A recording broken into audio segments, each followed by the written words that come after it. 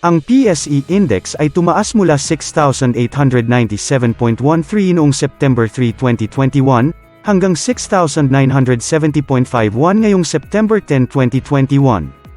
Ang performance na ito ay katumbas ng 1.06% na pagtaas sa index para sa isang linggo. Ang aming Magical Stocks ay tumaas din mula 682.89k pesos hanggang 690.16k pesos, katumbas ng 1.06% na pagtaas sa aming investment. Sa kabuuan, ang kinita ng aming investment ay tumaas mula 82.08k pesos hanggang 89.34k pesos. I-update namin ang 4 na batches ng Magical Stocks kasama ang 7 experimental Magical Stocks para sa video ngayong linggo. Bago tayo magpatuloy sa ating update at kung interesado kang mag-invest gamit ang aming Magical Stocks o nais lamang na i-check ang pagiging epektibo ng aming sistema, mangyaring i-like ang channel na ito, mag-subscribe at pindutin ang notification button upang mapanatili kang updated kada linggo. Una natin talakayin ang performance ng November Experimental Magical Stocks mula September 3, 2021, hanggang September 10, 2021. Narito ang aming worksheet para sa November Experimental Stocks. Ang top performer ay DMC na tumutubo ng 21.44%, habang ang list performer ay LTG na natatalo ng -33.62%. Merong tayong dalawang signal ng sell sa ating 5 experimental stocks. Tingnan natin ang trend na nagsimula naming i-monitor noong November 2020. Ang PSE Index ay tumaas mula -3.8% hanggang -2.78%, tumaas ng 1.02%. Ang aming experimental Magical Stocks ay tumaas din mula -9.85% hanggang -8.18%, tumaas ng 1.67%. Ang eksperimento ay nasa baba ng benchmark line, habang ang index ay nasa baba rin ng benchmark line. Ang aming eksperimento ay nasa ibaba ng index na may gap na -5.4% ngayong September 10, 2021, na nagmula sa -6.04% noong September 3, 2021. Talakayin natin ngayon ang performance ng December Experimental Magical Stocks mula September 3, 2021, hanggang September 10, 2021. Narito ang aming worksheet para sa December Experimental Stocks. Ang top performer ay FGen na tumutubo ng 13.12%, habang ang list performer ay LTG na natatalo ng -34.39%. Merong tayong isang signal ng sell sa ating 5 experimental stocks. Tingnan natin ang trend na nagsimula naming i-monitor noong December 18, 2020. Ang PSE Index ay tumaas mula -5.17% hanggang -4.16%, tumaas ng 1.01%. Ang aming experimental Magical Stocks ay tumaas din mula -2.15% hanggang -1.7%, tumaas ng 0.45%. Ang eksperimento ay nasa baba ng benchmark line, habang ang index ay nasa baba rin ng benchmark line. Ang aming eksperimento ay nasa itaas ng index na may gap na 2.46% ngayong September 10, 2021, na nagmula sa 3.01% noong September 3, 2021. Talakayin naman natin ngayon ang performance ng February Experimental Magical Stocks mula September 3, 2021, hanggang September 10, 2021. Narito ang aming worksheet para sa February Experimental Stocks. Ang top performer ay SCC na tumutubo ng 42.59%, habang ang list performer ay FDC na natatalo ng -15.64%. Merong tayong isang signal ng sell sa ating 5 experimental stocks.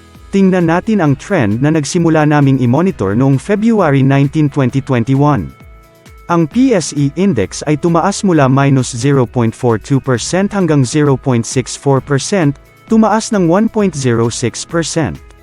Ang aming experimental Magical Stocks ay tumaas din mula 1.66% hanggang 2.98%, tumaas ng 1.31%. Ang eksperimento ay nasa taas ng benchmark line, habang ang index ay nasa taas rin ng benchmark line. Ang aming eksperimento ay nasa itaas ng index na may gap na 2.34% ngayong September 10, 2021, na nagmula sa 2.09% noong September 3, 2021. Talakayin naman natin ngayon ang performance ng March Experimental Magical Stocks mula September 3, 2021, hanggang September 10, 2021.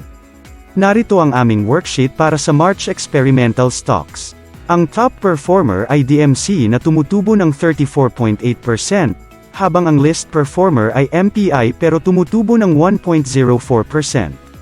Merong tayong isang signal ng sell sa ating 5 experimental stocks. Tingnan natin ang trend na nagsimula naming i-monitor noong March 19, 2021. Ang PSE Index ay tumaas mula 7.16% hanggang 8.3%, tumaas ng 1.14%. Ang aming experimental magical stocks ay tumaas din mula 14.84% hanggang 15.17%, tumaas ng 0.33%. Ang eksperimento ay nasa taas ng benchmark line, habang ang index ay nasa taas rin ng benchmark line. Ang aming eksperimento ay nasa itaas ng index na may gap na 6.87% ngayong September 10, 2021, na nagmula sa 7.68% noong September 3, 2021. Talakayin naman natin ngayon ang performance ng May Experimental Magical Stocks mula September 3, 2021, hanggang September 10, 2021. Narito ang aming worksheet para sa May Experimental Stocks. Ang top performer ay AEV na tumutubo ng 32.37%, habang ang list performer ay MPI pero tumutubo ng 4.28%. Merong tayong isang signal ng sell sa ating 5 experimental stocks. Tingnan natin ang trend na nagsimula naming i-monitor noong May 21, 2021. Ang PSE Index ay tumaas mula 11.26% hanggang 12.44%, tumaas ng 1.18%. Ang aming experimental magical stocks ay tumaas din mula 11.1% hanggang 12.37%, tumaas ng 1.27%. Ang eksperimento ay nasa taas ng benchmark line, habang ang index ay nasa taas rin ng benchmark line. Ang aming eksperimento ay nasa ibaba ng index na may gap na minus 0.07% ngayong September 10, 2021, na nagmula sa minus 0.16% noong September 3, 2021. Talakayin naman natin ngayon ang performance ng June Experimental Magical Stocks mula September 3, 2021, hanggang September 10, 2021. Narito ang aming worksheet para sa June Experimental Stocks. Ang top performer ay AP na tumutubo ng 21.5%, habang ang list performer ay MEG na natatalo ng minus 3.54%. Wala pa tayong signal ng sell para sa bawat isa sa 5 experimental stocks. Tingnan natin ang trend na nagsimula naming i-monitor noong June 18, 2021. Ang PSE Index ay tumaas mula 0.67% hanggang 1.74%, tumaas ng 1.07%. Ang aming experimental magical stocks ay tumaas din mula 6.72% hanggang 7.85%, tumaas ng 1.13%. Ang eksperimento ay nasa taas ng benchmark line, habang ang index ay nasa taas rin ng benchmark line. Ang aming eksperimento ay nasa itaas ng index na may gap na 6.11% ngayong September 10, 2021, na nagmula sa 6.05% noong September 3, 2021. Talakayin naman natin ngayon ang performance ng August Experimental Magical Stocks mula September 3, 2021, hanggang September 10, 2021. Narito ang aming worksheet para sa August Experimental Stocks. Ang top performer ay MEG na tumutubo ng 4.53%, habang ang list performer ay LTG na natatalo ng minus 1.62%. Wala pa tayong signal ng sell para sa bawat isa sa 5 experimental stocks. Tingnan natin ang trend na nagsimula naming i-monitor noong August 20, 2021. Ang PSE Index ay tumaas mula 3.98% hanggang 5.08%, tumaas ng 1.11%. Ang aming experimental magical stocks ay tumaas din mula minus 0.82% hanggang 0.88%, tumaas ng 1.7%. Ang eksperimento ay nasa taas ng benchmark line, habang ang index ay nasa taas rin ng benchmark line. Ang aming eksperimento ay nasa ibaba ng index na may gap na minus 4.21% ngayong September 10, 2021, na nagmula sa minus 4.8% noong September 3, 2021. Narito ang aming worksheet para sa 4 na batch ng Magical Stocks. Ang top performer ay Glow na tumutubo ng 5.92%, habang ang list performer ay TEL na natatalo ng -1.97%. Wala pa tayong signal ng sell para sa bawat isa sa mga Magical Stocks. Ang unang batch ay nasa taas ng market na may gap na 12.93% ngayong September 10, 2021 na nanggaling sa 12.59% noong September 3, 2021. Ang pangalawang batch ay nasa taas ng market na may gap na 13.2% ngayong September 10, 2021 na nanggaling sa 14.06% noong September 3, 2021. Ang pangatlong batch ay nasa taas ng market na may gap na 6.44% ngayong September 10, 2021 na nanggaling sa 6.14% noong September 3, 2021. Ang pang-apat na batch ay nasa taas ng market na may gap na 0.28% ngayong September 10, 2021 na nanggaling sa -0.16% noong September 3, 2021. Sa summary ng aming investment, ang unang batch ng Magical Stocks ay tumutubo ng 30.32% na nanggaling sa 28.73%. Ang pangalawang batch ay tumutubo ng 9.96% na nanggaling sa 9.8%. Ang pangatlong batch ay tumutubo ng 15.09% na nanggaling sa 13.64%.